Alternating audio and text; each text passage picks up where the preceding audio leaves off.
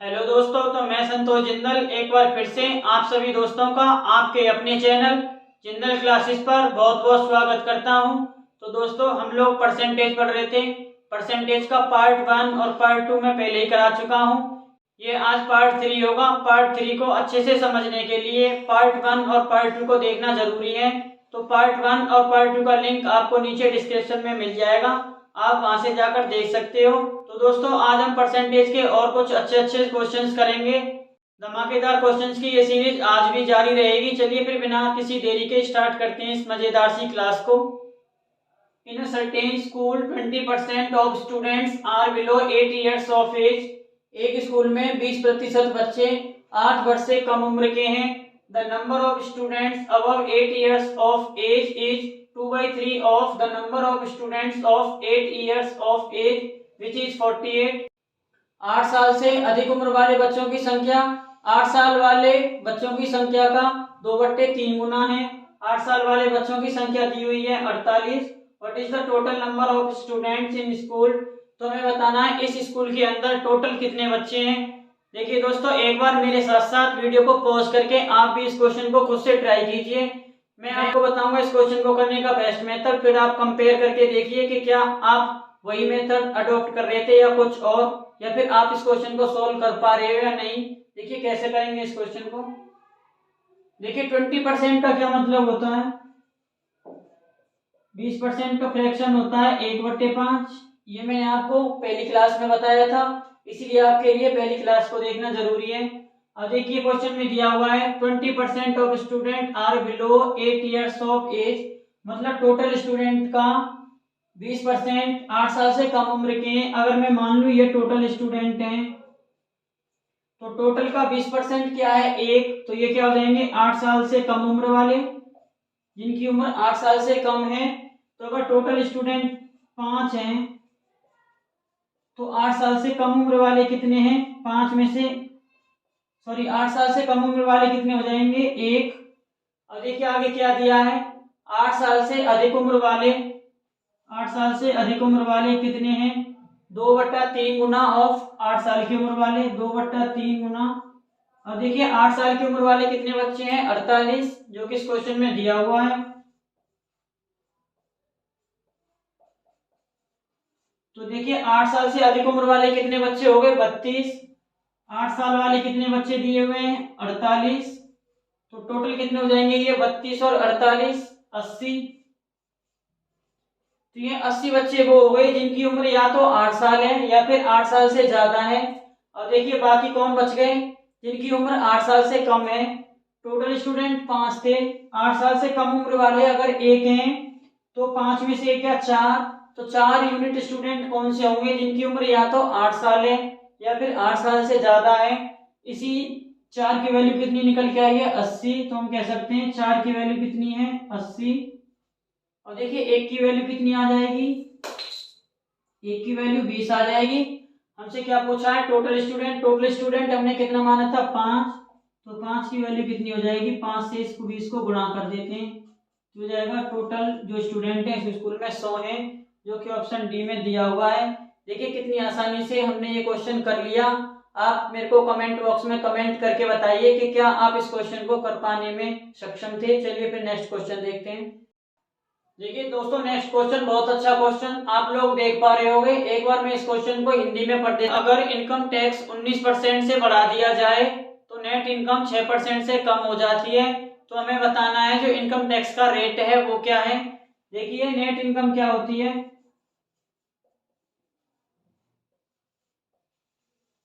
Net income होती है income minus tax. Net income होती है इनकम माइनस टैक्स। अगर इनकम में से टैक्स काट दिया जाए तो हमारे पास जो इनकम आती है, आय आती है, वो क्या होती है, नेट इनकम। अब देखिए इनकम क्या है, कांस्टेंट है, जैसे जैसे टैक्स बढ़ेगा वैसे वैसे क्या होगा, ये नेट इनकम कम होती जाएगी। तो यहाँ भी वही हुआ है, जब टैक्स को 19% से बढ़ा दिया गया है तो नेट इनकम 6% से कम हो जाएगी। तो देखिए होगा क्या, एक एग्जांपल से समझिए। सपोज कीजिए एक किसी आदमी की नेट जो इनकम है वो 100 रुपये है, किसी व्यक्ति की इनकम 100 रुपये है। अब देखिए अगर यहाँ पे टैक्स 8 रुपये लगता है तो इसकी नेट इनकम कितनी होगी, 92 रुपये। सेकेंड कंडीशन देखिए, इसकी इनकम अगर 100 रुपये ही फिक्स रही और इनकम टैक्स अगर बढ़ा दिया जाए, 12 रुपये हो जाए इनकम टैक्स, तो क्या होगा, नेट इनकम कितनी हो जाएगी, 88 रुपये। अब देखिए क्या हुआ, ये हमने कितने से बढ़ाया है, ये 8 था टैक्स पहले, अब 12 हो गया, तो टैक्स कितना बढ़ा है, 4। टैक्स को हमने 4 बढ़ाया है। देखिए नेट इनकम पे क्या फर्क पड़ा है, पहले 92 थी अब 88 हो गई है, तो ये भी क्या हो गई है, -4। नेट इनकम क्या हो जाएगी, नेट इनकम 4 रुपये कम हो गई है। इसका मतलब ये हुआ कि टैक्स जितना बढ़ रहा है नेट इनकम उतनी ही घटती जा रही है। तो हम कह सकते हैं increase in tax, increase in tax किसके बराबर हो जाएगा, डिक्रीज इन नेट इनकम। इसका ये मतलब है जितना टैक्स बढ़ा उतनी नेट इनकम कम हो जाएगी। अब देखिए हम क्या कह सकते हैं, टैक्स मल्टीप्लाई बाई कितना बढ़ा है टैक्स, 19% हो जाएगा, 19/100। ये किसके बराबर हो जाएगा, नेट इनकम कितने से घटी है, 6% से। तो नेट इनकम का कितना घटा है, 6%। लेकिन इनकम रेशो निकालें तो हो जाएगा tax divide by net income, ये कितना हो जाएगा रेशो, 6/19। अब देखिए टैक्स 6 यूनिट है, नेट इनकम 19 यूनिट है। यहाँ से देखिए आप लोग नेट इनकम बराबर किसके होती है, इनकम माइनस टैक्स के। तो इसका मतलब यही इस इक्वेशन से कह सकते हैं इनकम किसके बराबर होती है, नेट इनकम प्लस में टैक्स के। तो इनकम कितनी है इस व्यक्ति की, 25 यूनिट हो जाएगी, 19 + 6, टैक्स कितना है, 6 यूनिट। हमें क्या निकालना है, rate of income tax, rate of income tax. ये क्या हो जाएगा, टैक्स अपॉन में इनकम गुणा 100, ये निकल के आएगा 24%। तो जो इनकम टैक्स का रेट है वो कितना है, 24%, जो कि ऑप्शन बी में दिया है। बहुत आसानी से आप इस क्वेश्चन को कर पाओगे। देखिए एक बार और मैं क्वेश्चन समझा देता हूँ। देखिए नेट इनकम क्या होती है, इनकम माइनस टैक्स। अब देखिए क्या होगा, इनकम किसी व्यक्ति की अगर फिक्स है तो टैक्स जितना बढ़ेगा उतना ही नेट इनकम कम हो जाएगी। इस रिलेशन से आप कह सकते हो कि जैसे जैसे टैक्स बढ़ेगा वैसे वैसे इनकम, नेट इनकम कम होती जाएगी। अब देखिए एक एग्जांपल से हमने समझा, सपोज कीजिए किसी आदमी की इनकम 100 रुपये है। अब अगर उस पर पहले 8 रुपये टैक्स लगता था तो उसके पास अभी नेट इनकम कितनी आती थी, 92 रुपये। अब क्या हुआ, अगर उसका टैक्स बढ़ाकर उस पर 12 रुपये कर दिया जाए तो उसके पास जो नेट इनकम कितनी होगी, 88 हो जाएगी। देखिए टैक्स में क्या चेंज हुआ है, ये 4 यूनिट से बढ़ गया है। नेट इनकम में क्या हुआ है, ये भी 4 यूनिट घट गई है। इसका मतलब ये हुआ है टैक्स जितना बढ़ेगा नेट इनकम उतनी ही कम हो जाएगी। हम यहाँ से कह सकते हैं टैक्स कितना था हमारा, 19% बढ़ा था। तो टैक्स का 19% बढ़ा हुआ किसके बराबर होगा, नेट इनकम के घटे हुए 6% के बराबर। यहाँ से आप इसको निकालोगे तो टैक्स और नेट इनकम का रिलेशन निकल के आ जाएगा। देखिए इनकम क्या होती है, नेट इनकम प्लस में इधर आके टैक्स प्लस हो जाएगा, इनकम हो जाएगी नेट इनकम प्लस टैक्स, 19 + 6 25, ये इनकम हो जाएगी, टैक्स 6 है। तो रेट ऑफ इनकम टैक्स क्या हो जाएगा, 6/25 गुणा 100, जो कि 24% आएगा। चलिए फिर और कुछ मजेदार क्वेश्चंस को हम डिस्कस करते हैं। चलिए फिर देखिए एक अच्छा क्वेश्चन, जितना बड़ा ये क्वेश्चन उससे छोटा इसका सॉल्यूशन। मैं एक बार क्वेश्चन पढ़ देता हूँ। To pass an examination a candidate needs 40% marks. एक एग्जामिनेशन को पास करने के लिए एक विद्यार्थी को 40% नंबर चाहिए होते हैं। All questions carry equal marks, ये दिया हुआ है कि हर सवाल बराबर नंबर का है। A candidate just pass by getting 10 answers correct by attempting 15 of total questions. एक विद्यार्थी ने 15 में से टोटल क्वेश्चन में से 15 क्वेश्चन अटेम्प्ट किए और इसमें से उसके 10 क्वेश्चन सही हो गए। इससे क्या हुआ कि वो जस्ट पास हो सका, उसके पासिंग नंबर आ गए।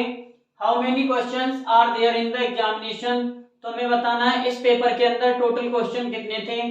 और देखिए ये दिया हुआ है कि हर क्वेश्चन बराबर नंबर का है, लेकिन ये नहीं दिया हुआ कि हर क्वेश्चन के कितने नंबर हैं। तो हम मान के चलते हैं कि जो हर क्वेश्चन है वो 1 नंबर का है। अब क्योंकि इस स्टूडेंट के 10 क्वेश्चन सही हुए तो इसके कितने नंबर आए होंगे 10। तो कितने मार्क्स इसने ऑब्टेन किए हैं,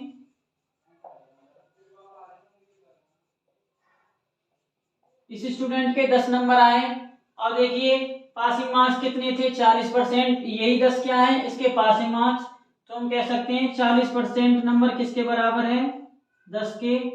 अगर मैं दोनों तरफ 2 से भाग कर दूं तो 20% नंबर किसके बराबर हो जाएंगे 5 के। अब अगर मैं दोनों तरफ 5 से गुणा कर दूं तो जाएगा 100% नंबर, मतलब टोटल नंबर 25। तो ये पेपर था 25 नंबर का। अब देखिए 25 नंबर का पेपर था, हर क्वेश्चन 1 नंबर का था, इसका मतलब जो टोटल क्वेश्चन थे वो कितने थे 25। तो ऑप्शन ए इस क्वेश्चन का सही आंसर है। देखिए 2 से 3 स्टेप्स के अंदर ये क्वेश्चन हम लोगों ने कर लिया। अब नेक्स्ट हम पढ़ेंगे सक्सेसिव इंक्रीज और सक्सेसिव डिक्रीज का कॉन्सेप्ट। चलिए फिर इस कॉन्सेप्ट को डिस्कस करते हैं। चलिए फिर समझते हैं इस सक्सेसिव इंक्रीज और सक्सेसिव डिक्रीज के कॉन्सेप्ट को। देखिए सपोज कीजिए ये कोई नंबर है 100, इस नंबर को पहले x% से बढ़ाया, 100 पर अगर x% बढ़ाएंगे इसका मतलब x बढ़ा, तो ये नंबर 100 प्लस x बन गया। अब देखिए सपोज कीजिए इस नंबर को y% से बढ़ाया दोबारा, जब y% से बढ़ाएंगे तो ये कितना बढ़ जाएगा, y को अंदर मल्टीप्लाई कर देंगे तो हो जाएगा y प्लस xy अपॉन 100, इतना बढ़ गया। देखिए नेट इंक्रीज कितना हुआ इस नंबर में,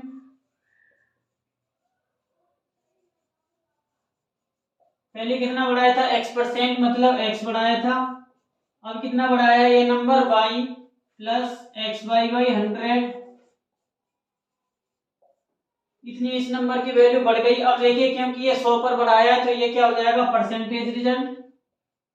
इसका मतलब ये हुआ कि पहले किसी नंबर को x% से बढ़ाया जाए फिर y% से बढ़ाया जाए तो उस नंबर की वैल्यू में जो नेट इंक्रीज होगा वो कितना होगा x plus Y plus X Y upon 100%। I think ये बहुत अच्छे से आपको समझ में आया होगा। अब देखिए इसका एक स्पेशल केस देखते हैं।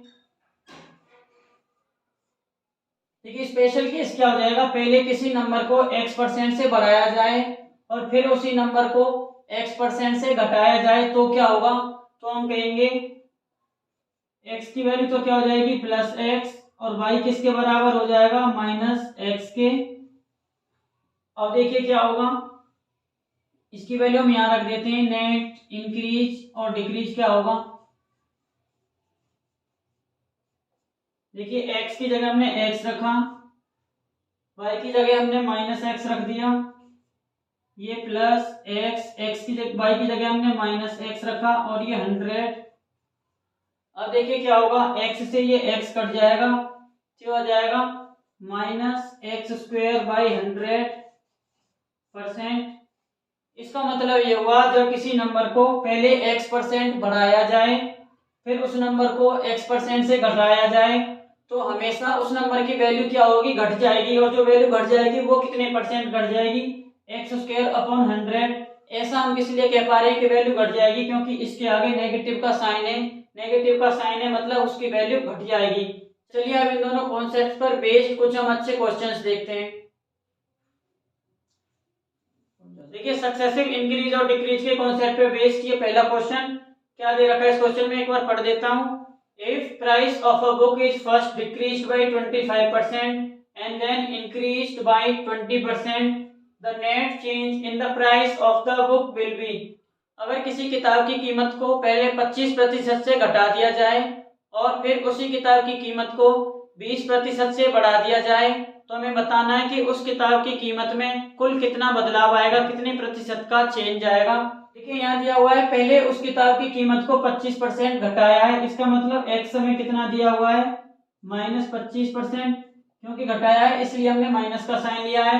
अगली बार क्या किया है, उस किताब की कीमत को 20% बढ़ाया है, इसका मतलब y कितना हो जाएगा 20% प्लस का। अब देखिए नेट चेंज क्या होता था, नेट चेंज होता था x plus Y plus X Y upon 100, इतने परसेंट का चेंज आएगा उस किताब की कीमत में। अब देखिए x कितना है माइनस 25, y कितना है प्लस 20 प्लस x कितना है माइनस 25, y कितना है 20/100। अब देखिए कितना हो जाएगा, 25 में से 20 गया तो -5, ये प्लस माइनस माइनस हो जाएंगे, 20 से ये 5 पे चला जाएगा, ये 5 इधर से आएगा -5। अब देखिए क्या होगा, माइनस माइनस प्लस, तो ये जाएगा -10%। -10% का मतलब है कि उस किताब की कीमत 10% से कम हो जाएगी। इसका मतलब ऑप्शन ए इस क्वेश्चन का सही आंसर होगा। मुझे लगता है बहुत अच्छे से आप लोगों को समझ आया होगा। चलिए इसी कॉन्सेप्ट पे बेस्ड कुछ और क्वेश्चंस देखते हैं। देखिए इस क्वेश्चन में क्या दिया हुआ है, a number is increase by 20% and then again by 20%, by what percent should the increase number be reduce so as to get back the original number.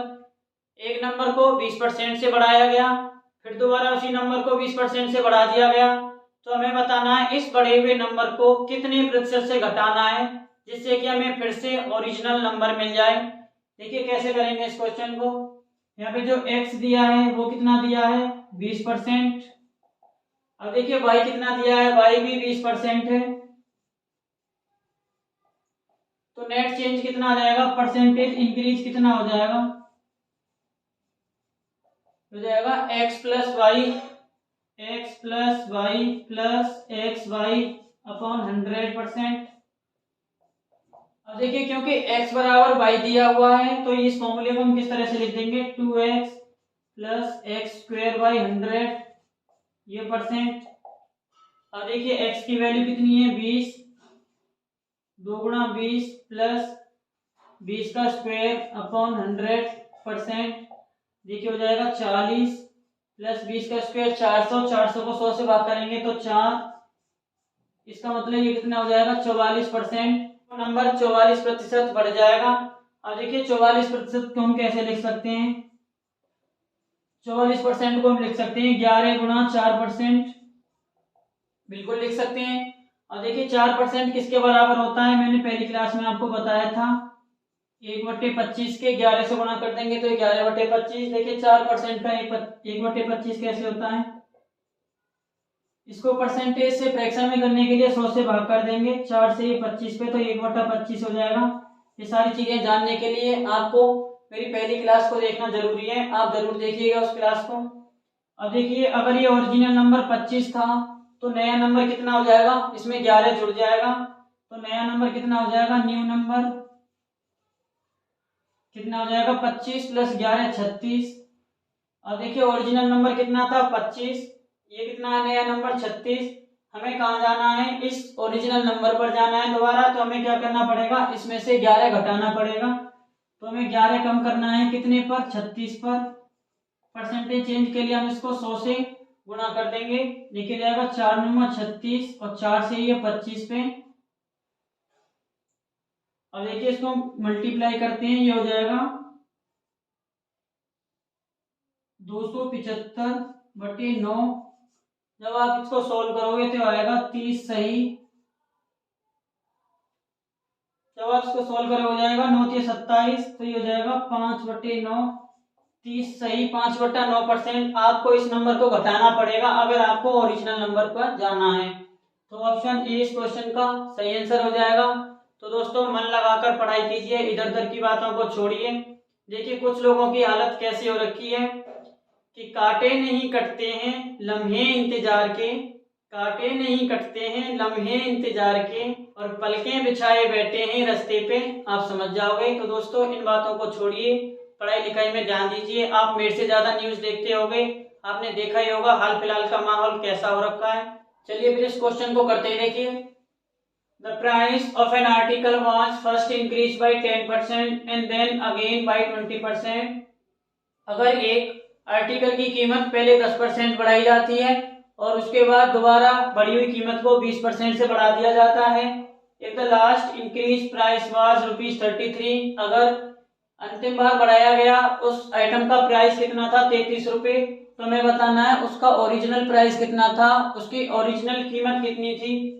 देखिए दोस्तों यहाँ पे x क्या दिया हुआ है, पहली बार कितने परसेंट से बढ़ाया है 10% से, तो x हो जाएगा 10%। देखिए दोबारा कितने परसेंट से बढ़ाया है 20% से, तो y कितना हो जाएगा 20%।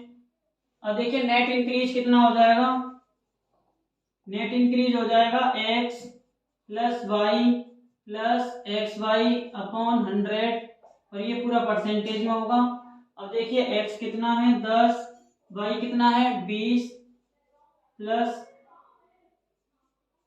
10 गुणा 20 बटे 100 कितना परसेंट का चेंज आएगा। देखिए जब आप इसको सॉल्व करोगे तो आएगा 10 प्लस 20 30 और 2 32, मतलब 32% उस आइटम की कीमत बढ़ जाएगी। अब देखिए 32% को हम कैसे लिखेंगे, 32% को हम कैसे लिख सकते हैं, 8 गुणा 4%, 4% का फ्रैक्शन कितना होता है 1/25। इसको क्या करना है, हमें 8 से गुणा करना है तो जाएगा 8/25। इसका मतलब ये हुआ कि पहले अगर उस आइटम की कीमत 25 रुपए थी तो 32% कितनी बढ़ गई 8, तो नई कीमत कितनी हो जाएगी 25 पहले थी 8 बढ़ गई तो 33। तो देखिए न्यू प्राइस कितना हो जाएगा 33। और देखिए इसी की कीमत हमें क्वेश्चन में कितनी दी हुई है 33 की कीमत 33 है, 33 की कीमत 33 है, तो इसका मतलब 25 की कीमत कितनी होगी 25। उस आइटम का जो ओरिजिनल प्राइस था वो कितना हो जाएगा 25, जो कि ऑप्शन डी में दिया हुआ है। तो देखिए बहुत आसानी से आप लोग ऐसे क्वेश्चंस को कर पाओगे। तो देखिए मैं फिर एक बार आपको समझाता हूँ, आपको अपनी एनर्जी को, अपनी ऊर्जा को सही दिशा में लगाना है। देखिए ये वह उम्र है जब लोग अपने लक्ष्य से भटक जाते हैं, आपको चूकना नहीं है। आप अपने जीवन का 1 साल अपने आप को समर्पित कर दीजिए, फिर देखिए आप अच्छे से अच्छे रिजल्ट को पा जाओगे, ऊंचे से ऊंचे मुकाम को हासिल कर पाओगे। चलिए फिर और क्वेश्चंस हम करते हैं। चलिए तो अब हम नेक्स्ट क्वेश्चन करते हैं। देखिए क्या दिया हुआ है इस क्वेश्चन में, the price of sugar is increased by 25%, चीनी की कीमतें 25% बढ़ा दी जाती हैं। And then the increase price is decreased by 25%, और बढ़ी हुई कीमत को फिर 25% से घटा दिया जाता है।